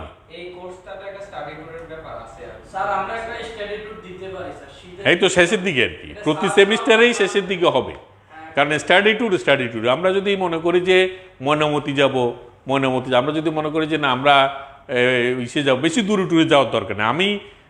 আমি স্কুলেও বিরোধিতা করি যে 5-6-7 ঘন্টা জার্নি করে টায়ার্ড হয়ে কক্সবাজার যাও, তারপর কোনো মতে এক রাত থেকে আবার এর পরের দিন তাড়াতাড়ি উঠি, এটা মানে হার্মফুল। আমার কথা হচ্ছে যে রিল্যাক্স, 2-3 ঘন্টা জার্নি করে যাওয়ার পথে গিয়ে ওইখানে গিয়ে আমি বেশিক্ষণ সময় কাটাবো, 4-5 ঘন্টা, 3 ঘন্টা, 4 ঘন্টা সময়। আর আমি জার্নিতেই যদি দেখা যাচ্ছে যে আমার যাচ্ছে 12 ঘন্টা, আর ওখানে থাকছে 2 ঘন্টা 3 ঘন্টা, এটা হয় না এগুলি। তো সুতরাং এগুলি যে কোনো ট্রেনিং, যে কোনো ক্লাসে, যেগুলো ইউনিভার্সিটি পর্যন্ত ডিপার্টমেন্টালরা, বিভিন্ন বিভাগীয়রা এই বছরে একটা স্টাডি ট্যুর করে না, এরকম আমরা করবো। সুতরাং এটা মাথায় রাখেন, এখন থেকে টাকা পয়সা জমায় রাখেন, এটা সামনে শীত আসুক, আমি ওনার সাথে আলাপ করে একটা উদ্যোগ আমরা নিব। হ্যাঁ, এবং এটার মধ্যে আমাদের ইন্টারাকশন হবে। আরও আপনাদের ব্যাপার আছে, আপনাদের ব্যবহারিক ক্লাসে আমরা শুধুমাত্র এখানে না, ব্যবহারিক ক্লাস আপনাদের, যেটা আমি ওনার সাথে আলাপ করেছি, ওনাকে বলছি কিছু বোর্ড, কিন্তু আপনাদেরকে বোর্ড বানাতে হবে। আমরা যখন আউটডোর ওয়ার্ক করবো, আউটডোর ওয়ার্ক এটা খুবই জরুরি দরকার। আপনার এই সমস্ত অভিজ্ঞতা না থাকলে বাচ্চাদেরকে স্বপ্ন দেখাবেন কীভাবে? আপনি একজন আর্টিস্ট, তার আর্ট কলেজে, তার ইউনিভার্সিটিতে, ফাইন আর্টস ডিপার্টমেন্টে যেভাবে কাজগুলি করে, আমি চাচ্ছি আপনাদেরকে সেভাবে কাজগুলি করিয়ে নিতে। কিন্তু ওরা যতটুকু পর্যন্ত সময় নিয়ে শিখেছে, সেই সময় তো আপনাদের নাই, কিন্তু আপনার অভিজ্ঞতাটা থাকবে যে এরা এগুলি করেছে। আপনাদেরকে দিয়ে যাই করাবো আপনারা মনে করবেন যে এগুলি আর্ট কলেজ বা ইউনিভার্সিটি চারুকলা এগুলি করে, কিন্তু আপনাদের যেহেতু এটা শর্ট কোর্স তো সুতরাং শর্টভাবেই হবে। এই জন্য চর্চাটা ওইভাবে করতে হবে, মাথায় রাখবেন। আর ওই আমাদের এক্সকারশনের পরেও আবার বাইরে কিন্তু আমাদের আউটডোর হবে। আমি শিল্পকলায়ও সপ্তাহে দেখা যখন শীতকাল আসে, আমি রুমে যাবো না, তোমরা সবাই বট গাছের নিচে চলে আসো, এরা দৌড়ায় টোরে রোদের মধ্যে এসে সুন্দর করে ঘিরিটে আমি আউটডোরে কাজ করাই, দেখি এখানে বসে আঁকো।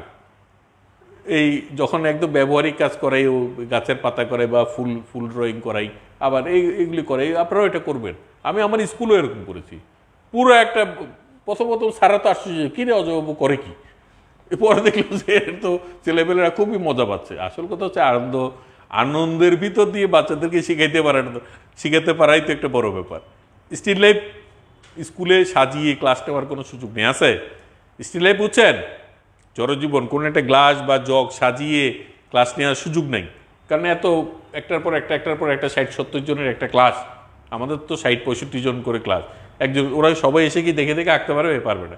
ওদেরকে যদি বলে যে চলো বাইরে দিই, যে খাতা নিচে যে বোর্ড নিয়ে যায়, বা আগের দিন ঘোষণা দিতাম সবাই ক্লিপবোর্ড নিয়ে আসবা, ক্লিপবোর্ড নিয়ে আসতো, না আনলে সে তার ওই দেয়ালের মধ্যে রেখে আঁকতেছে। শহীদ মিনারের সামনে দাঁড়াইলাম, এই সবাই শহীদ মিনার, এবার দেখি শহীদ মিনারটা আঁকো তো। জেলা স্কুলে শহীদ মিনার রাখতে হবে, আমি জেলা স্কুলের টিচার তাই জন্য বলতেছি, যেটার সামনে দাঁড়াবা সেটা আঁকতে হবে। অনেকে দেখা গেছে না বললে ওই যে শহীদ মিনারের সামনে দাঁড়িয়েছে সেটা সামনে, কিন্তু একে বলছে জাতীয় শহীদ মিনারের মতোই। এটার সাথে একটা মিল হয়েছে। আমাদের এখানে পিলার হচ্ছে 3টা, তুমি দিয়ে দিয়েছো 6টা পিলার, এটা হবে? ও স্যার, ও আচ্ছা, খেয়াল করিনি। ওই যে ব্যাপারগুলি মুখস্থ আকার, হ্যাঁ ফরম্যাটে আকার, এটা আকার সম্পর্কে জানার ব্যাপারটা, এটা টিচারদের জন্য এটা দরকার নেই। তবে সেটা তো অবশ্যই তারা দেখবে। একটা বললাম না ফরম্যাট দিয়ে আঁকার ব্যাপারটা, যে একটা পেঁপে আঁকতে গেলে 2টা বৃত্ত থেকে কীভাবে আঁকা যায়, একটা চতুর্ভুজ থেকে কীভাবে একটা আম বের করে নেওয়া যায়, একটা আয়তক্ষেত্র থেকে কীভাবে একটা চতুর্ভুজ থেকে কীভাবে একটা পেঁপে বের করে নেওয়া যায়, এগুলি আছে। হ্যাঁ, জবা ফুল আঁকতে গেলে কীভাবে 2টা বৃত্ত দিয়ে কীভাবে জবা ফুল আঁকা যায়, এগুলি আপনাদের জানতে হবে। এগুলি আমি বিভিন্ন সময় করাচ্ছি, আমি এর আগেও করাচ্ছি এগুলি।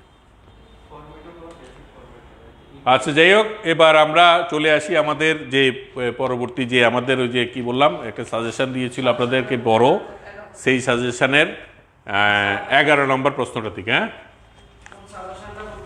ওই যে আপনি যে একটা সাজেশন দিয়েছিলেন বড়, ও সেটা।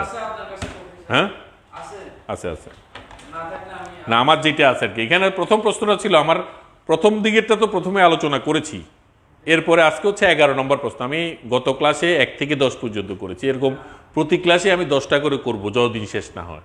ওখানে বোধহয় 70টার মতো প্রশ্ন আছে মোট। যাই হোক, এই মডেলিং ভাস্কর্য কাকে বলে, এরপরের ক্লাস আমার কিন্তু মডেলিংয়ের উপরে। আমার আজকের পরবর্তী ক্লাসটা হচ্ছে যেটা আমি করেছিলাম, আজকের পরবর্তী প্র্যাকটিক্যাল ক্লাসটা। যাই হোক, এটা আমি তখন বলে ফেলবো, তবু আমি বলে রাখি, মডেলিং ভাস্কর্যটা হচ্ছে যে কাদা মাটি দিয়ে কিছু তৈরি করা। আপনি একটা হ্যাঁ,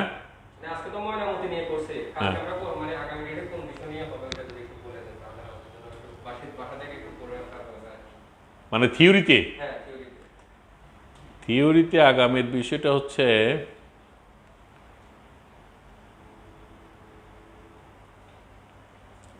দেখি আছে কিনা এখানে। এমএস ওয়ার্ড আছে, এখানে। আপনারা শীট সিলেবাস কি প্রিন্ট করছেন? না করলে নিচে আছে, আমি দিয়ে দিব, ফটোকপি টাকাটা আমি দিয়ে দিতে। আচ্ছা, এটা তো সার্ভিসের জন্য আমি সহজ করে দিলাম, তো প্রিন্ট করতে গেলে তো 5 টাকা করে লাগবে।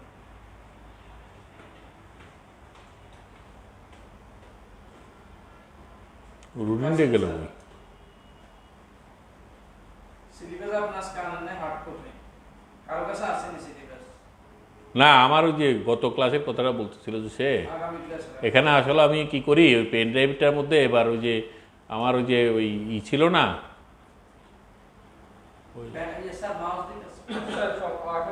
এটা আমি ইসের আগে বলে দিব, ওই ক্লাসে গিয়ে পরবর্তী ক্লাস কি হবে বলে দিব, অসুবিধা নেই।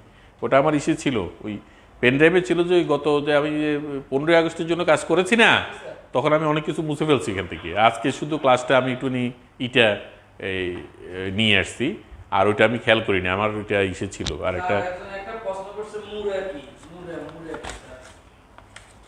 এখানে একটা প্রিন্টেড কপিও রাখছিলাম।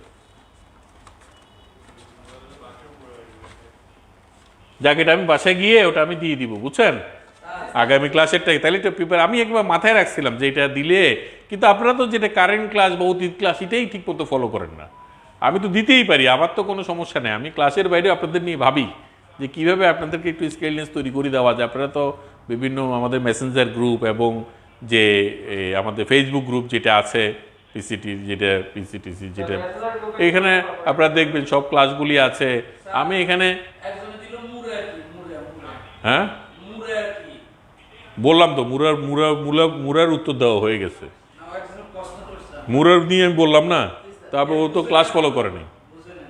ও ক্লাস ফলো করে নাই। যে পাহাড়ি অঞ্চলের যে সমস্ত স্থাপনাগুলি এগুলিকে ওরা আগে ওইভাবে উল্লেখ করতে নাম দেওয়ার জন্য দিয়েছে আর কি, যেটা যে এইগুলিতে এই জায়গাতে জিনিসগুলি পাওয়া গেছে, এবং ওই পাহাড়ি এলাকার বিভিন্ন স্থানকে মুরা বলা, এটাও এরকম যে এগুলি সবগুলি বিভিন্ন যে প্রত্নতাত্ত্বিক স্থানগুলি অনেকটা এরকম, যেমন সেটা তো মুরা বলছে না, মহাস্থানগড়কে তো মুরা বলছে না, পাহাড়পুরে তো মুরা বলছে না, কারণ ওগুলি এলাকা।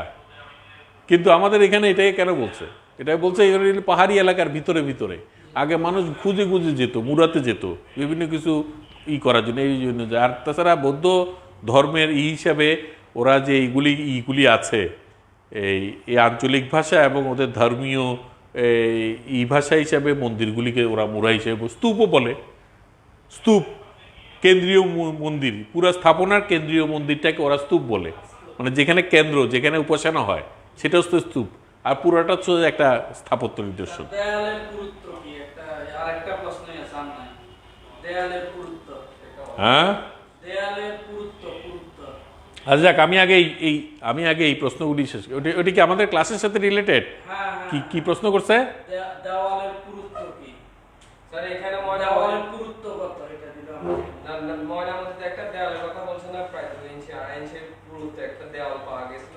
ও আচ্ছা, একটা না, এখানে বলছে যে প্রাচীর দিয়ে ঘেরা যেটা, সেটার পুরুত্ব বলতে মানে সেটা চওড়া, যেটা মোটা, কতটুকু মোটা সেটা বলছে, কত কত কত ফুট পর্যন্ত, 5 ফুটের মতো মোটা। আমি বললাম না, এটা দেখেইছি না যে এটা এত মোটা মোটা দেওয়া, কারণ এগুলো চুনসুর কি এই ধরনের দিয়ে, হ্যাঁ পুরুত্ব মানে দেয়ালটা এরকম মোটা আর কি। যেমন আমাদের ইসের দেওয়াল যদি আমি বলি, এটা একটা দেয়াল না, কোনটা?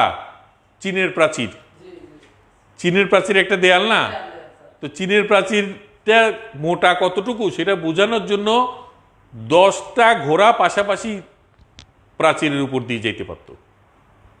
তাহলে এটা মানে পাহারাদার, 10 জন ঘোড়সওয়ার পাহারাদার এই পাশাপাশি যেতে, এটার মধ্যে কি 10 জন ঘোড়সওয়ার যেতে পারবে পাশাপাশি? এটার মধ্যে 2 জন যেতে পারবে বা 3 জন পারবে বড় জোর।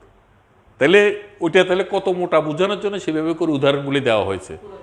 সেই মঙ্গল দস্যুদের হাত থেকে চীন সে রক্ষা করার জন্য রাজারা তখনকার সময় এই মঙ্গোলিয়া মধ্যে চীনের একটা প্রাচীর তৈরি করেছিল, কত হাজার। হ্যাঁ, এটা সেফটি সবসময় এখানে আমরাও তো হতাম। আমাদের এখানে গল্প আছে না, এরা তো সারা দুনিয়াতে যারা আশেপাশে ছিল সব জায়গায় ডাকাতি করতো। চেঙ্গিস খা কি ছিল? মঙ্গল দস্যু, চেঙ্গিস খার তরোয়াল যেখানে গেছে সেখানে মানুষজন কাইটা করে, সে তো একজন মঙ্গল দস্যু সর্দার, মূলত সাম্রাজ্যবাদী, তাই না? তো এরা খুবই ছিল। যেমন আমাদের এখানে বর্গি এলো দেশে বলতো না, কি কবিতাটা কি?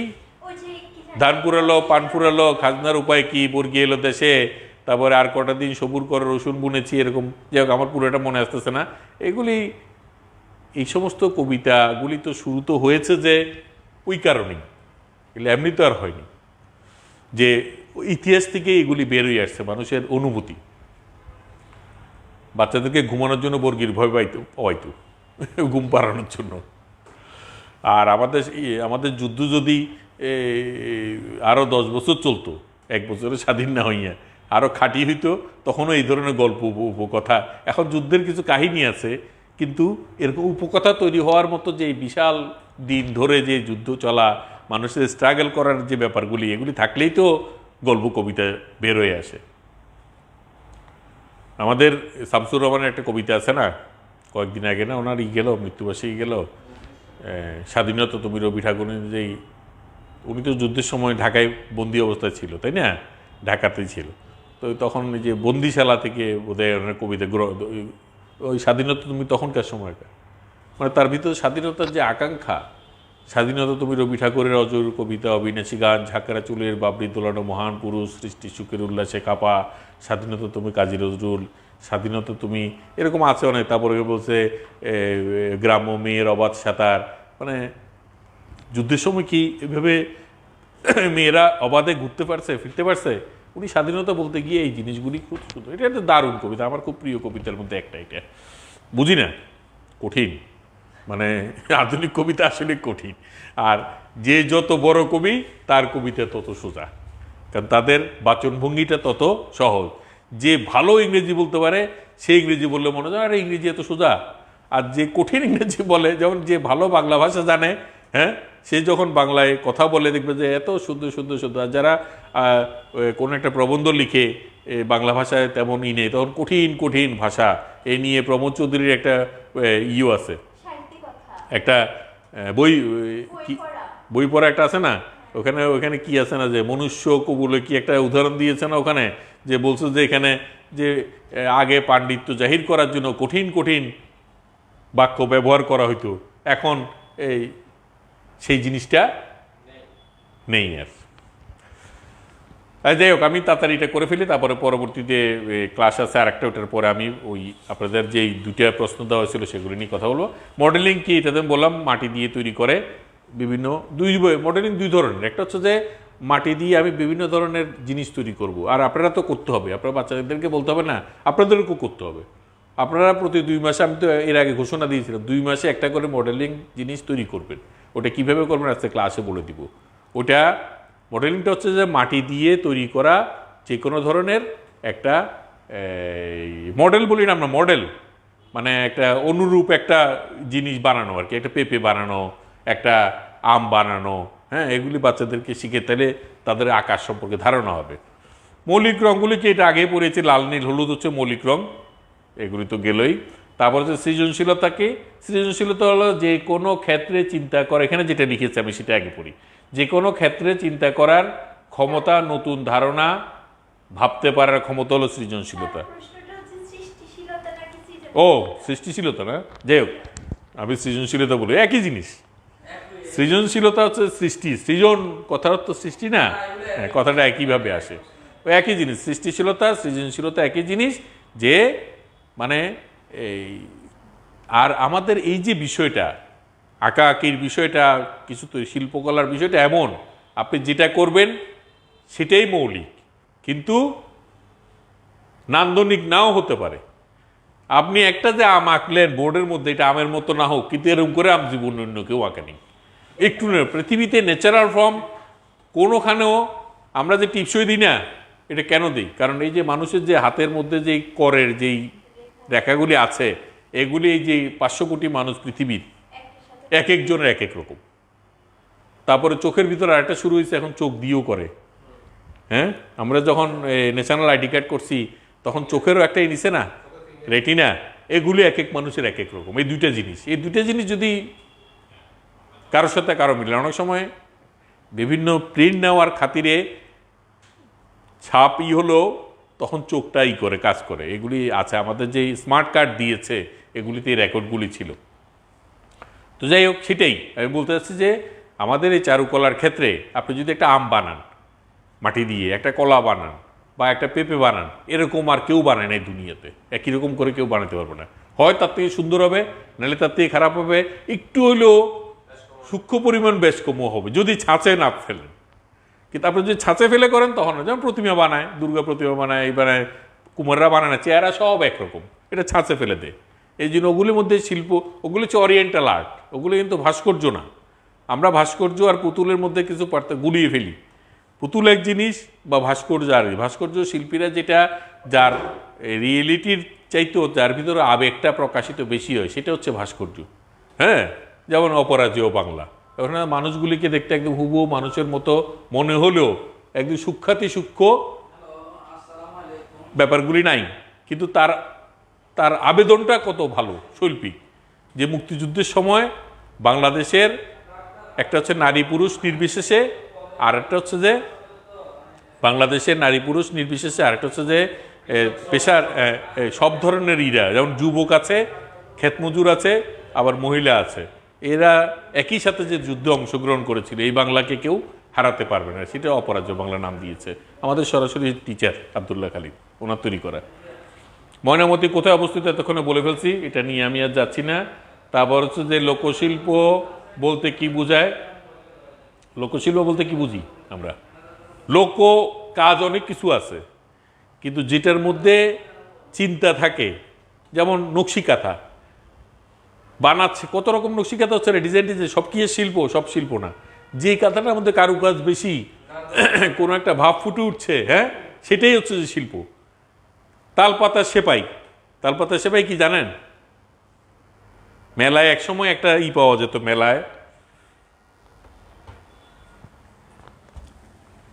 মেলাতে একসময়, আমাদের গ্রামীণ মেলাগুলিতে একসময় একটা জিনিস পাওয়া যেত, তাল পাতাকে কেটে, একটা কাঠির মধ্যে একটা তাল পাতাকে কেটে, কাঠির মধ্যে একটা কাঠি, এই কাঠির মধ্যে এই তাল পাতাকে কেটে এইভাবে করে কেটে, এরকম করে, এরকম করে কেটে, এইভাবে করে কেটে, এখানে একটা পা যুক্ত থাকতো, এখানে হাত যুক্ত থাকতো, এখানে থাকতো, আবার এখানে একটু থাকতো, এটা ঘুরাইলে এরকম এরকম এরকম এরকম করতো, দেখছেন? এটা কাঠি দিয়ে এরকম একটা চোখ এঁকে দিত।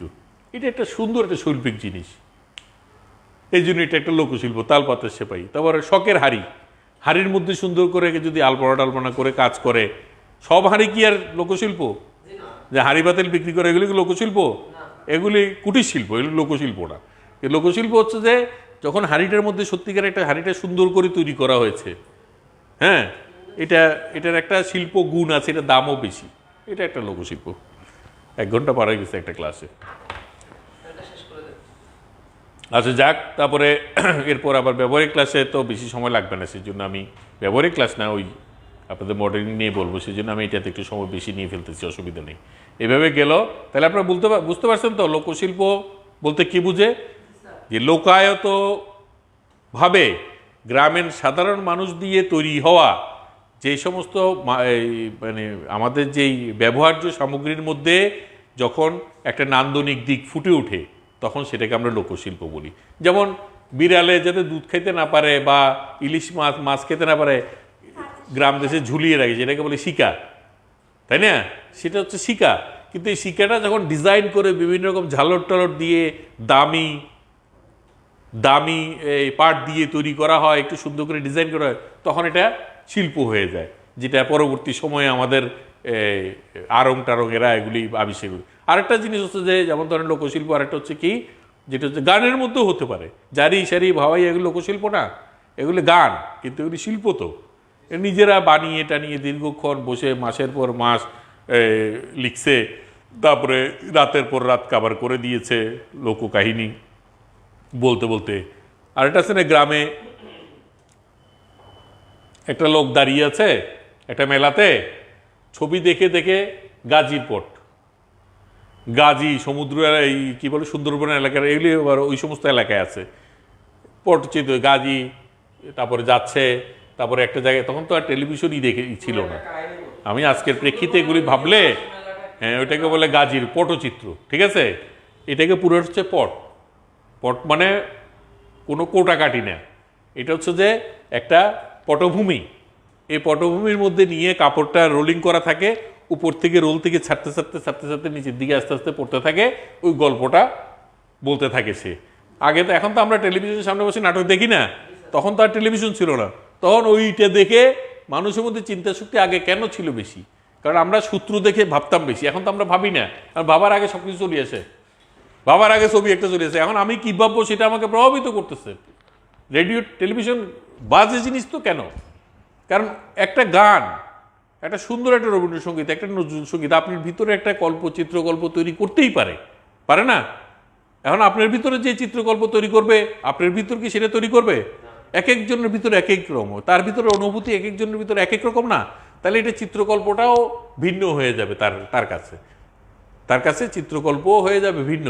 কিন্তু এখন যদি গানের পিছনে যদি হঠাৎ করে একটা কিছু একটা লাগিয়ে দেয়, গানের সাথে যদি একটা চিত্রকল্প দিয়ে দেয়, আমার তো ওই চিত্রকল্পটাই মাথায় কাজ করবে, তাহলে সৃজনশীলতাটা আমার এখানে নষ্ট হয়ে যাচ্ছে না?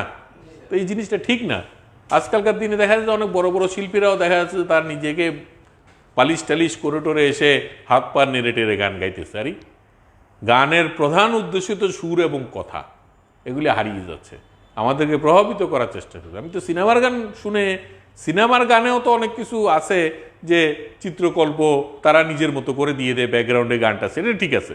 কিন্তু আমি যদি সত্যিকারের একটা রবীন্দ্র নজরুল সঙ্গীত যদি নিজের মতো করে ভাবতে চাই, সেই সুযোগটা তো আমাকে দিচ্ছে না এখন রেডিও টেলিভিশন। ওরা নিজেরাই নিজের মতো করে একটা চিত্রকল্প দিয়ে দিচ্ছে। হ্যাঁ, তুমি গানের অনুষ্ঠান করতেছো, তুমি গানের অনুষ্ঠান করো, বসো, শিল্পী গান গাক, অসুবিধা নেই, আমরা শুনি, ওতে করে আমার চিত্রকল্পটা ঠিক মতো আমার মতো আসবে। কিন্তু ওনারা কি করে, গানের অনুষ্ঠান করে উনি নিজের মতো করে। অভিনয় করে একটা statement করে। আমি দেবদাস সিনেমা তো দোনোটাই দেখেছি, হিন্দিতে যেটা হয়েছে বলিউডে সেটাও দেখেছি, আবার বাংলাদেশে যেটা হয়েছে সেটাও দেখেছি। উত্তম সুচিত্রাও বোধহয় করছিল দেবদাস, আবার আমাদের দেশের ওই বুলবুল আহমেদ কবরী করেছিল। ওগুলি হচ্ছে আসল পটভূমি।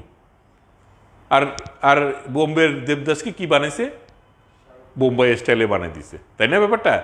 এই হচ্ছে ব্যাপারটা। তো যাই হোক, এই আমরা লোকশিল্প বলতে কি বুঝি এটা গেল কথা। এখন আসেন আমরা, অবনীন্দ্রনাথ কোন দেশের শিল্পী? আসলে দেশ তখনকার সময় দেশ একটাই ছিল, বাংলা। বাংলা একটা ছিল, যদিও এখন তারা ভারতের। উনি হচ্ছেন যে রবীন্দ্র ঠাকুর পরিবারের একজন সদস্য। রবীন্দ্রনাথ ঠাকুরের বয়স সমবয়স, কাছাকাছি বয়সী হলো রবীন্দ্রনাথ ঠাকুরের সম্পর্কে কাকা ভাতিজা। কারণ মহর্ষি দেবেন্দ্রনাথ ঠাকুর, তার ঘর এই দেবেন্দ্রনাথ হচ্ছে যে, এখানে কি বলছে, অবনীন্দ্রনাথ হচ্ছে যে অবনীন্দ্রনাথ আগ্রহ ছিল, যাই হোক এটা গেল। তারপরে কি বলছে এখানে, যে উনি হচ্ছে মূলত জোড়াসাগর পরিবারের হলেও ওই দেবেন্দ্রনাথ ঠাকুরের মানে ইসের দাদার, প্রিন্স দ্বারকানাথ ঠাকুর, প্রিন্স দ্বারকানাথ ঠাকুরের ছেলের ছেলে আরেক ভাইয়ের ছেলে ছিল। আর মহর্ষি দেবেন্দ্রনাথ ঠাকুর হচ্ছে যে রবীন্দ্রনাথের বাবার আরেক ভাই, ওই ঘরের দিকের ছেলে, নাতি।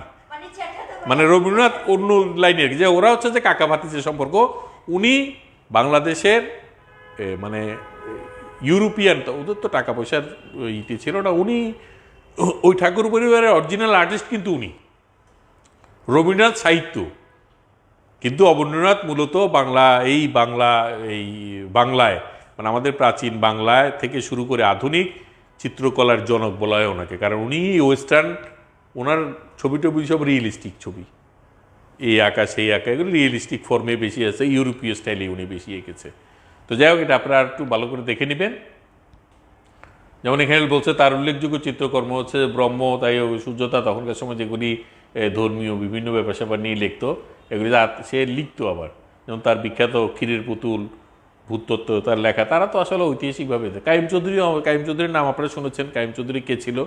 উনি সমসাময়িক একজন বিখ্যাত আর্টিস্ট, এবং উনি আমাদের দেশে ইলাস্ট্রেশন, হ্যাঁ, এই সমস্ত ক্ষেত্রে বেশ করেছে। এখনও উনি বেঁচে আছেন।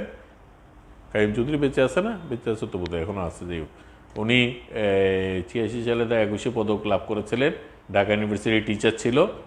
নাম করার কাইম চৌধুরীকে নিয়ে আর বলারও তেমন কিছু নেই, আপনারা জেনে নেবেন, এটা এসে থেকে দেখে নেবেন।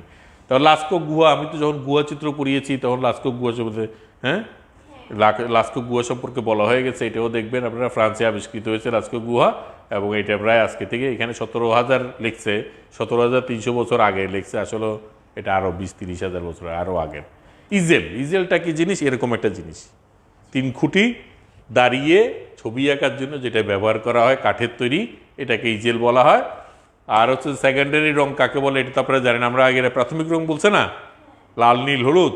এই লাল নীল হলুদ, আসেন এখন শেষ করে দিচ্ছি। এই লাল নীল হলুদ একসাথে, একটার সাথে একটা মিশে, যেমন লাল আর নীল মিশে হয় বেগুনি, ঠিক আছে? তারপরে নীল আর হলুদ মিশে হয় সবুজ, তারপরে লাল আর হলুদ মিশে হয় কমলা। এই যে সেকেন্ডারি কালার হচ্ছে যে প্রাথমিক রঙগুলি, মানে এই প্রাথমিক রঙগুলি যে বেসিক কালারগুলি একটা অপরের সাথে মিশে যেই তিনটা রং তৈরি করে, এটা হচ্ছে সেকেন্ডারি কালার। সাদা কালো হ্যাঁ, কি? সাদা কোনো রং না, সাদা কালো কোনো রং না, এগুলি হচ্ছে আলো ছায়া। এটা হচ্ছে আলো ছায়া। সাদা কালো বলতে দুনিয়াতে কিছু নেই। একটা হচ্ছে সুপার লাইট আর হচ্ছে সুপার ডার্ক। সুপার ডার্ক হচ্ছে কালো আর সুপার লাইট হচ্ছে সাদা, তাই না? সাদা বলতে কি, এই আপনার জামা সাদা, আপনার গেঞ্জি সাদা, আপনার গেঞ্জি সাদা, কিন্তু আপনার দুই সাদার মধ্যে পার্থক্য আছে না? কালো কি, আমার চুল, সরি আমারটা না, আপনার চুল কালো, আপনার চুল কালো, কিন্তু দুইজনের কালো চুলের মধ্যে পার্থক্য আছে না? ওনার চুল কি কালো, মানে আমাদের মধ্যে পাকে নাই, তারপরে আমরা কালো বলি, কালো মানে কালো। আবার এই প্যান্টটাও কালো, তো দেখেন তো কত পার্থক্য কালোর মধ্যে। তো সুতরাং কালো সাদা বলতে কিছু নাই, এটা কালার ভেরিয়েশনের ব্যাপার। কালো অনেক রঙের মিশ্রণ আছে, প্রভাব আছে, ইমপ্রেশনিস্ট। আমরা যখন প্রাচ্য শিল্পকলার ইতিহাস পড়াবো তখন এগুলি আসবে। প্রথম ইমপ্রেশন ইস্ট, ওদেরকে ব্যঙ্গ করে বলছিল, এগুলো অনেক ইতিহাস, এগুলি পরে বলা হবে। Thank you very much. এর পরের ক্লাসে আর একটু কমই বলবো, এই জন্য এখন একটু বেশি বলে ফেললাম। আর আপনাদের যে দুইটা প্রশ্ন আছে কালকে গত ইসে দেওয়া হয়েছিল, গ্রুপে দেওয়া হয়েছিল, এইগুলি নিয়েও আলাপ করা হবে। ধন্যবাদ।